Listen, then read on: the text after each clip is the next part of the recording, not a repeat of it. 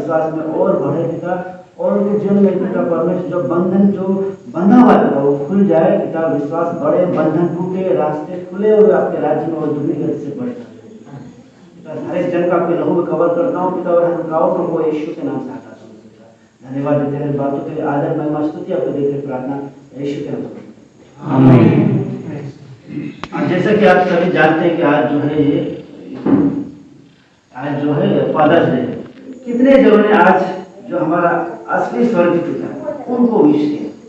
ये हम आप सभी से पूछना है कि आप सभी ने अपने जो स्वर्गीय पिता है हमारा परमेश्वर प्रभु यीशु, वो तो हमारा पिता, वो तो फादर है, कितने जनों ने उनको विश किया, उनको याद किया। जितने हमारे भाई बहन आप सभी से निवेदन है कि हर एक समय अपने पिता को याद करते रहिए।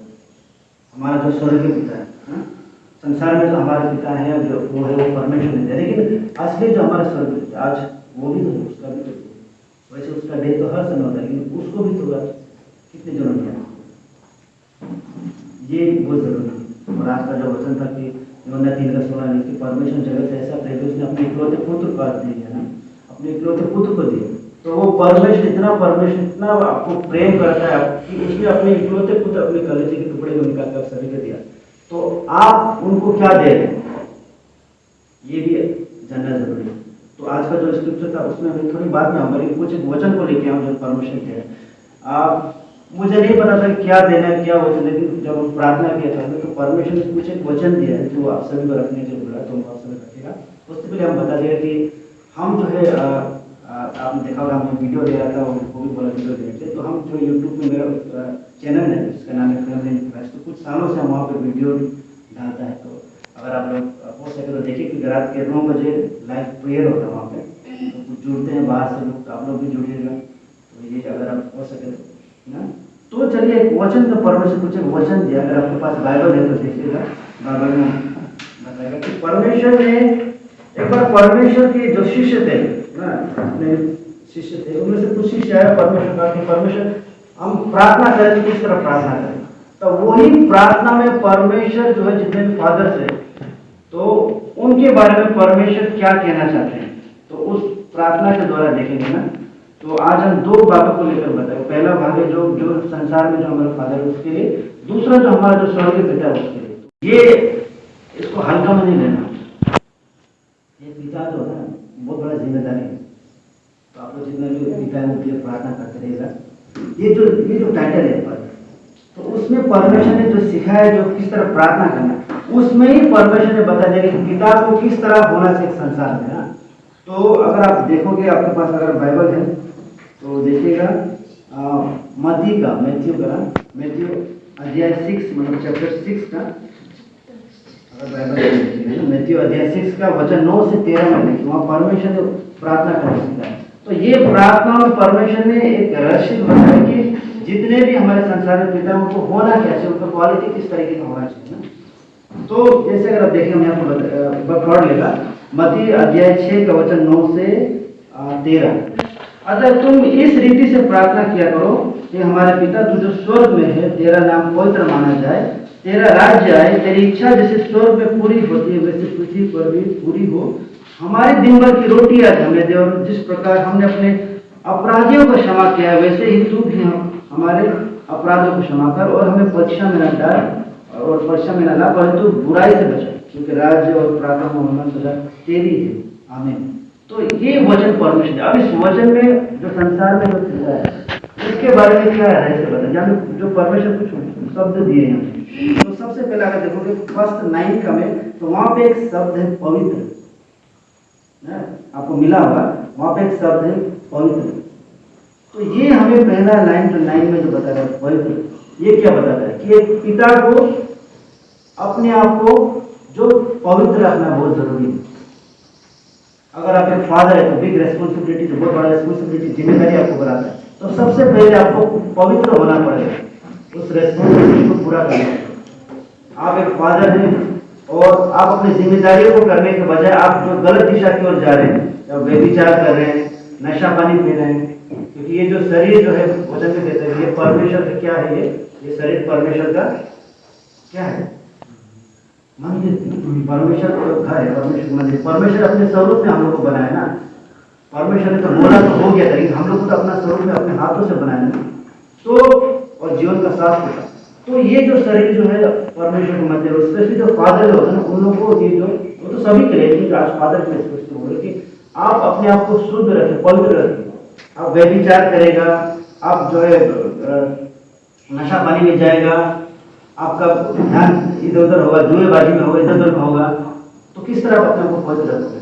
तो ये पहले रेस्पॉन्सिबिलिटी आपका खत्म हो गया। और ये केवल जो फादर है उन्होंने जो फ्यूचर में जो जितने यूथ है वो लोग तो फादर बनेगा। तो आप लोग भी सुनिए कि अपने आप को सबसे पहले आपका रेस्पॉन्सिबिलिटी होता है कि अपने आप को आप शुद्ध रखें, पवित्र रखें। अगर आप ही गंदा होगा तो आप अपना परिवार को किस तरह देखभाल करें, किस तरह आपको सही शिक्षा देगा? तो ये बहुत जरूरी है ना। तो परमेश्वर के आपने जो प्रार्थना करने सीखा उसमें पहले परमेश्वर बताया कि जो वर्ड दिया पवित्र, तो अपने आप को हमेशा शुद्ध रखिए। संसार में जो भरमाने वाले आदमी इस समय बहुत फैला हुआ और ये अंत का समय है। तो भरमाने वाला आदमी आपको भरमाएगा, आपको व्यभिचार में लेके जाएगा या आपका संगति में ऐसा लेके आएगा ना, तो ऐसा होता है। तो ऐसा होता है, तो आपको उससे बचना है। तो बचने का एक ही वो है, वो परमेश्वर का वचन, परमेश्वर का संगति, प्रार्थना करना। तो सबसे पहले परमेश्वर एक रेस्पॉन्सिबिलिटी देता है कि अपने आप को पवित्र रखें, शुद्ध रखें। दूसरा, अगर आप देखोगे राज्य या किंगडम कह सकते हैं, तो राज्य में क्या होता है कि जो एक राजा होता है उसका वहाँ पे अधिकार होता है, उसको कंट्रोल करता है ना। तो यहाँ पे पिता का भी एक वो कार्य होता है, रेस्पॉन्सिबिलिटी, अपने परिवार को एक कंट्रोल करे। कंट्रोल करेगा ये मत नहीं कि उसको चेक कर रख देगा, मैंने तुम ये करो तो वो करो। कंट्रोल माने इस तरह, जैसे हमारा परमेश्वर हम लोग को कंट्रोल तो करता है, लेकिन खुली छूट दी है ना। हमारा पिता, हमारा परमेश्वर हम लोग कंट्रोल तो करता है, लेकिन एक खुली छूट दी है। तो आपको भी इस तरीके से अपने परिवार में आपका कंट्रोल होना है कि वो देखना है कि वो एक छूट भी दीजिए, इन्हें कैसा कंट्रोल होना है कि वो गलत दिशा की ओर ना जाए। ये जिम्मेदारी दूसरा है हर एक पिता के लिए जो बनेगा फ्यूचर में, जो है कि आपके परिवार में एक कंट्रोल होना चाहिए आपका। और वो कंट्रोल डर का नहीं होना चाहिए, कंट्रोल रेस्पेक्ट का होना चाहिए। जैसे हम लोग बोलते हैं कि मैं अपने परमेश्वर का डर भय मान रहा हूँ, तो क्या हम परमेश्वर को देख के कांपने लगे डर के मारे? नहीं, वो एक रेस्पेक्ट का भय है ना, रेस्पेक्ट का डर है।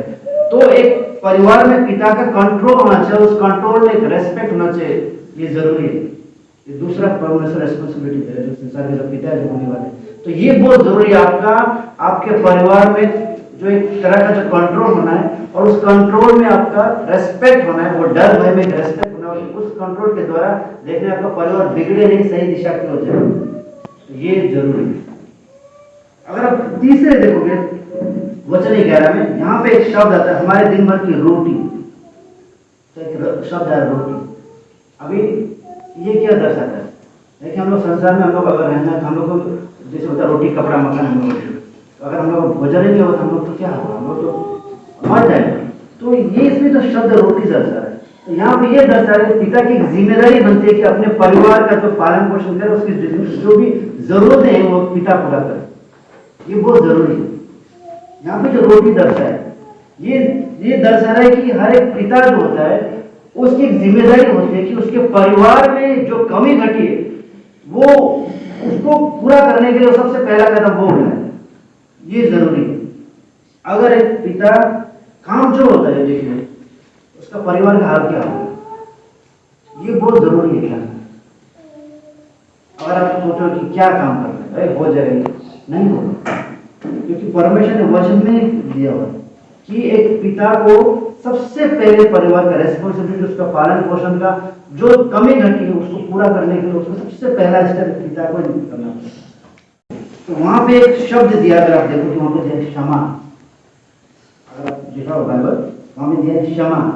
ये क्या दर्शाता है पिता के लिए कि भले ही पिता को ऐसे तरीका होना, जैसे आप नारियल देखा होगा, नारियल जो होता है आप देखो वो बाहर से पूरा टाइट होता है ना, और अगर आप अंदर में देखोगे तो अंदर से तो नरम है, सॉफ्ट। एक पिता को इसी तरह का होना है।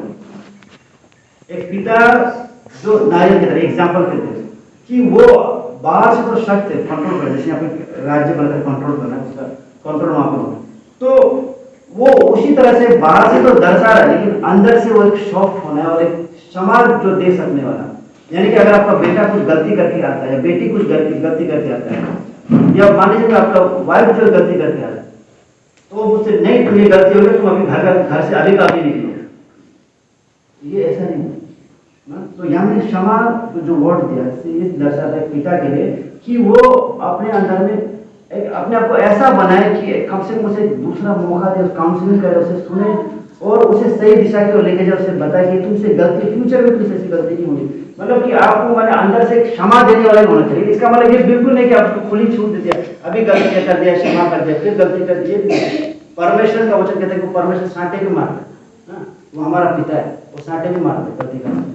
तो पिता को इसी तरह होना है, आप उनको सिखाना है कि आप ये जैसे आपका बच्चा या बच्चों बेटी बेटा गलत दिशा पर जा रहा है, आप उसे सिखाइए, बताइए कि ये गलत तरीका है, ये गलत दिशा पे तुम जा रहा है।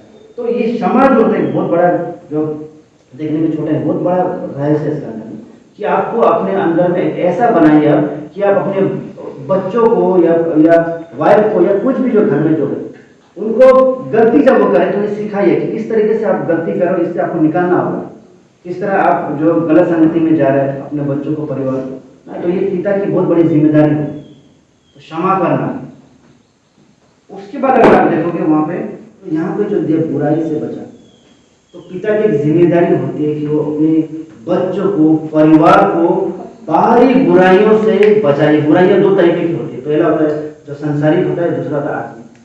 तो संसारिक बुराई होता है जिसमें आपको गलत संगति आएगा, या जैसे मैंने कहा व्यभिचार हो गया, ठट्टा करना हो गया, नशापानी हो गया ना, ये जो है संसार का जो बुराई है, गंदी चीजें देखना, बोलना, गंदी चीजें सुनना, गंदी चीजें खाना, ये संसार की बुराई है। तो इससे बचाने का जो काम करते पिता को पूरे सही तरीके से करना, ये होगा संसार का। आत्मिक जो हो गया, जैसे आपका बेटा जो है या बेटी होगी जो गलत दिशा पर जा रहा है और वो जो है जो स्पिरिचुअली जो है वीक हो रहा है ना, तो उसको भी स्ट्रॉन्ग करने की जिम्मेदारी पिता की होती है। माँ का भी होता है, मैं आज स्पेशली फादर्स डे से पिता के लिए बोल रहा हूँ, ये पिता की भी बहुत बड़ी जिम्मेदारी होती है कि वो आत्मिक बुराई से और स्पिरिचुअल बुराई से अपने बच्चों को और अपने परिवार को बचाए। तो ये जो है परमेश्वर जो वचन दिया है 6:9 से 13 तक। अब इसके बाद ये हो गया पिता के लिए। अब जो स्क्रिप्चर में था अध्याय 3:16 जॉन 3:16, वहां में देखते परमेश्वर ने इतना प्रेम किया कि अपने, ये मेरा दूसरा भाग जिसमें अपने इकलौते बेटे को दे दिया ना, ये बलिदान को दर्शाया। और पिता जो होता है हमेशा आप देखोगे, ज्यादा आप देखोगे कि ज्यादातर जो है फर्स्ट प्रेफरेंस में मां को दिया जाता है, पिता भी ऐसा होता है जो थोड़ा कम प्रेफरेंस दिया जाता है। लेकिन एक पिता ही जानते हैं कि वो कितना बड़ा बलिदान कर रहे हैं। भले लोग बोलते हैं कि माँ पिता का भी बहुत बड़ा है, भले माँ जो होता है क्या करता है, वो आपका सामने दर्द होगा ना वो निकाल देगा, रो देगा, वो आपका सामने रोएगा, वो अंदर रखता है। तो पिता जो है बलिदान को भी दर्शाता है। परमेश्वर ने बलिदान किया ना, बलिदान किया, अपने इकलौते बेटे को दे दिया। उसी तरह पिता जो है बलिदान करता है, तो पिता की क्वालिटी परमेश्वर की ओर से। अब यहाँ पे देखिएगा, तुम में से ऐसा कौन मनुष्य है कि यदि उसका पुत्र उसे रोटी मांगे तो उसे पत्थर दे, या मछली मांगे तो उसे सांप दे। अतः जब तुम बुरे होकर अपने बच्चों को अच्छी वस्तुएं देना जानते हो तो तुम्हारा स्वर्गीय पिता अपने मांगने वालों को अच्छी वस्तुएं क्यों न देगा। अब ये जो है अभी बोला था संसार का, अभी परमेश्वर के बारे में है ना। अभी हमारा परमेश्वर, आप सबका, हम सबका परमेश्वर जो है प्रभु यीशु। अब वो तो हम लोग का पिता हो गया, तो अभी हम लोग का जिम्मेदारी क्या है, हम लोग का जिम्मेदारी क्या है। तो वचन क्या बता रहे हैं, तुम में से ऐसा कौन मनुष्य यदि उसका पुत्र उसे रोटी मांगे तो उसे पत्थर देगा, मछली मांगे तो उसे सांप देगा। अतः जब तुम बुरे होकर अपने बच्चों को अच्छी वस्तु देना जानते हो, तुम्हारा स्वर्गीय पिता अपने मांगने वाले को अच्छी वस्तु क्यों नहीं देगा। तो ये वचन हमें क्या दर्शाते हैं, हमारा परमेश्वर जो है हमें अच्छी वस्तु देना चाहता है। हमारा पिता जो है, आज जो फादर्स डे है तो उस पिता के लिए बोलेगा, तो हमारा जो पिता जो है वो हम लोग को अच्छी वस्तुएं देना चाहता है।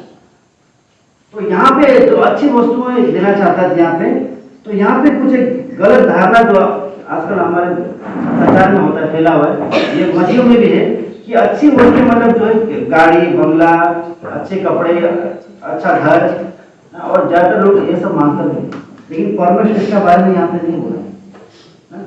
लोग ज्यादा होते परमेश्वर, क्योंकि ज्यादातर जो लोग होते हैं वो लोग क्या कर रहे हैं, वो चंगाई के लिए आता है, छुटकारा के लिए आता है, भविष्यवाणी के लिए आता है, या गाड़ी बंगला घर के लिए आता है। लेकिन हमारा परमेश्वर यहाँ पे क्या चीज मांगते हैं। हम लोग देखिए, हम लोग यहाँ पे बताया कि हम लोग जो है इस संसार में देखिए कि हम लोग हम लोग तो मनुष्य जो है पाप से भरा हुआ है ना, तो पाप से भरा हुआ है, पाप से भरा हुआ बातें अपने बच्चों को अच्छी चीज देना चाहते हैं। हमारा परमेश्वर तो पवित्र है, वो तो हमें अच्छी चीज देना चाहता है, लेकिन वो अच्छी चीज सबसे पहले क्या है? वो सबसे पहले अच्छी चीज है वो स्पिरिचुअल ग्रोथ। आपका स्पिरिचुअल ग्रोथ। आप केवल परमेश्वर के साथ में गाड़ी बंगला के लिए, चंगाई भविष्यवाणी छुटकारा के लिए मत आइए। सबसे पहले आइए आपका स्पिरिचुअल ग्रोथ के लिए, आपका आत्मिक बढ़ोतरी के लिए आइए। आप केवल चंगाई और छुटकारा के लिए आएगा, वो चंगाई छुटकारा होगा भी, कुछ समय बाद आपका फेथ फिर गिर जाएगा, फिर दोबारा आएगा, फिर आप कुछ हो, फिर फेथ गिर जाएगा, फिर आएगा। लेकिन सबसे पहले आप परमेश्वर आपको जो अच्छी चीजें देना चाहते हैं, वो सबसे पहले आपका आत्मिक ग्रोथ, स्पिरिचुअल ग्रोथ, वो विश्वास में बढ़ोतरी आपका सबसे पहले, और परमेश्वर आपका संगति जो है वो मजबूत है। परमेश्वर सबसे पहले ये देना चाहता है। तो आज अपने पिता से, जैसे आज फादर्स डे भी है, अपने पिता से सबसे पहले ये मांगिए, गाड़ी बंगला स्कूटी बाइक ये वो मांगने से पहले सबसे पहले ये परमेश्वर ये मांगिए, सबसे पहले मुझे आत्मा में आगे बढ़ाइए, सबसे पहले मुझे स्पिरिचुअली आप मुझे ग्रोथ करिए, मेरे विश्वास को बढ़ाइए। क्योंकि जितना भी आप प्रार्थना में रहेगा, और क्योंकि बाइबल क्या बताता है, प्रार्थना में रहिए, आपका विश्वास में परमेश्वर प्रति मजबूत रहेगा, गिर जाएगा। यहाँ पे बाइबल में ऐसे एक शख्स के बारे में बताया गया जो परमेश्वर के साथ दिन रात रहता था ना, परमेश्वर दिन रात था, परमेश्वर के द्वारा चंगाई को देखा, अच्छा मिरेकल को देखा, लेकिन फिर भी वो पाप में गिर गया। वो पाप में गिर गया और उसने परमेश्वर को चंद सिक्कों के लिए परमेश्वर को बेच दिया। क्या बता सकते हो उसका नाम क्या? कौन है? मैं पूछ रहा हूं आप लोगों से, कौन है जिसने परमेश्वर के साथ हमेशा रहा, खाया पिया परमेश्वर में, और उसने चंगाई को देखा, छुटकारा को देखा ना, दुष्टात्मा को भागते हुए देखा, लेकिन फिर भी एक ऐसा समय है कि वो परमेश्वर को जो है छोड़ देता है और परमेश्वर को सिक्कों के लिए बेच देता है। तो कौन था वो सब? जुदास। और हिंदी में बोलते हैं उसका नाम जुदास है, ठीक है, लेकिन हिंदी में अगर बोलेगा तो यहूदा है, जुदास इंग्लिश में, हिंदी में यहूदा है। तो ये हम लोग क्या दर्शाता है कि आप जितना भी परमेश्वर से रहो ना, आप प्रार्थना करो, प्रेसिडेंट जाओ, फास्टिंग करो, अगर आपका परमेश्वर विश्वास से मजबूत नहीं है, आपका परमेश्वर के साथ आपका संबंध मजबूत नहीं है, तो आप गिर जाएंगे ना। ये जानना बहुत जरूरी है आपके सामने, क्योंकि वो एक बहुत बड़ा सबूत यहीं पे दिया होगा बाद में, और ऐसा सबूत कि वो परमेश्वर के द्वारा, वो जानता है कि ये परमेश्वर है, लेकिन फिर भी वो क्या किया, सिक्कों के लिए, कुछ चंद सिक्कों के लिए परमेश्वर को भेज दिया। और यहाँ तक कि जो परमेश्वर पकड़ने आए तो परमेश्वर का जो चेहरा था वो परमेश्वर छोड़ के चल दिया था। पतरस जो क्लोज था वो भी छोड़ भाग जाता है, छूट जाता है, परमेश्वर को इनकार करता है। तो ये क्या दर्शाता है कि हमारा पिता के साथ, पिता के साथ, हमारा जो फादर है उसके साथ हम लोग का जो संबंध होना है वो बहुत मजबूत होना बहुत जरूरी है। और वो बहुत मजबूत होने के लिए आपको क्या करना पड़ेगा, संगति करना पड़ेगा परमेश्वर में। अगर आपका संगति नहीं होगा, प्रार्थना में जाइए और सबसे पहले मांगे, परमेश्वर मेरा कोई भी परिस्थिति आने से मेरा विश्वास नहीं टूटने के लिए, मेरा विश्वास कभी नहीं टूटने के लिए परमेश्वर ऐसा कर। आपको हो सकता है आज के जीवन में आपका कर्ज है, लोन है, या आपके जीवन में बीमारी है, तकलीफ है, प्रॉब्लम है, ये सब हो रहा है, लेकिन ऐसे समय में भी आप परमेश्वर पर विश्वास रखेंगे ना, तो ये सब छुटकारा परमेश्वर आपको देगा। लेकिन विश्वास अगर नहीं रखेगा तो फायदा नहीं। यहाँ पे बाइबल में बताते हैं ऐसे शख्स के बारे में जो जिसके पास सब कुछ था और बहुत धनी भी था। वो जो जानवर पशुपालन उसमें भी धनी था, रुपये पैसे में धनी था। तो आप याद कीजिए कौन सा होगा वो। तो रुपये पैसे में धनी था, पशुपालन में धनी था, सब कुछ था, बेटे बेटे सब कुछ था। कभी इधर बच्चा घर में खाएगा, उधर खाएगा, माने इतना सब कुछ था उसका पास। एक दिन एक ऐसा हुआ कि उसका जीवन से उसका पशुपालन सब खत्म हो गया, नौकर चाकर सब चला गया, उसका बच्चा लोग भी मर गया, लास्ट में वो उसका वाइफ सिर्फ बच गया था ना, उसका सब खत्म हो गया। और ऐसा भी हुआ कि उसको मतलब धन दौलत खत्म हो गया, लास्ट में बीमार भी पड़ गया, पूरा शरीर में पूरा बीमारी पड़ गया। और यहाँ तक कि उसका पत्नी ने बोला कि तुम क्या बेकार में तुम परमेश्वर को दोष दो, तुम चला जाओ, गुजर जाओ। यहाँ तक भी बोला, यहाँ तक कि उसका दोस्त लोग भी आकर के उसको डिस्करेज करने की कोशिश किया। बाइबल में कैसे व्यक्ति का नाम बताता है, कौन है वो, क्या बता सकते हैं? आयु। हाँ बिल्कुल। उसको अपना वाइफ तक ने भी उसको बोला कि तुम क्या है, तुम परमेश्वर का दोष दो, चला जाओ। लेकिन उसका परमेश्वर अपने पिता के साथ उसका विश्वास जो था पूरा मजबूत था, घनिष्ठ था, संगति जो था मजबूत। तो बोलता है कि परमेश्वर जो अच्छी चीजें परमेश्वर हमें होती है उसके लिए परमेश्वर धन्यवाद देता। तो क्या जो तकलीफ हमें होती है उसके लिए परमेश्वर को क्या हम धन्यवाद ना दें? कर्ज है, लोन है, कुछ भी हो, परमेश्वर को धन्यवाद देते रहे। कई बार ऐसा होता है कि आपकी अच्छी जीवन में चीजें आती है, आप परमेश्वर को धन्यवाद देते हैं, लेकिन जब तकलीफ प्रॉब्लम आता है कुड़कुड़ाता है, यहाँ पर अयुब कुड़कुड़ाता नहीं हो, और लास्ट में जाकर उसका जीवन में जितना था उसके 4 गुना उसके जीवन में आता है। तो ऐसा होता है, तो ये बहुत जरूरी है। तो आज फादर्स डे में आप सबसे पहले जो हम लोग असली फादर है उसके साथ आपका संगति को मजबूत कीजिए और विश्वास को थोड़ा सा प्रार्थना करते हैं।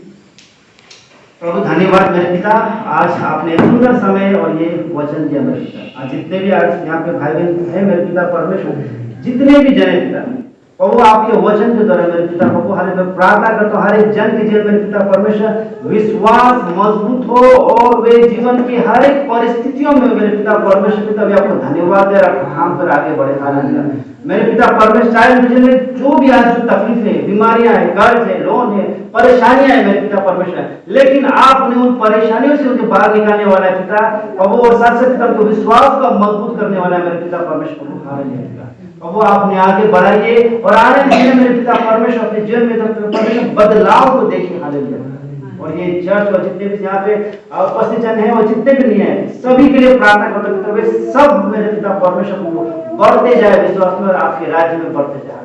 धन्यवाद देते हर बात से आदर में स्तुति आपको देते प्रार्थना यीशु के नाम में आमीन।